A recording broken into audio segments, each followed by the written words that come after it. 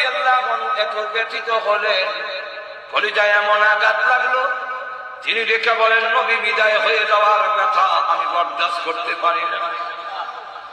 2 বছর 3 মাস 11 দিন তিনি জীবিত ছিলেন। এর ভিতরে তিনি কথা বললে ভিতর থেকে কলিজা পোড়া গন্ধ বের হতো।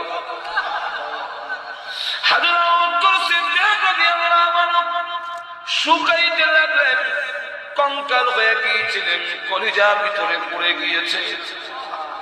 ঘুমায়া ঘুমাইয়া আখরাতে তিনি শ্বাস ছাড়তেন, উপরের সামিয়ানার মধ্যে দাগ পড়ে গিয়েছিল। ইতিহাসের কিতাবে লেখে উপরে দাগ পড়ে গিয়েছে, আর নবী নাই।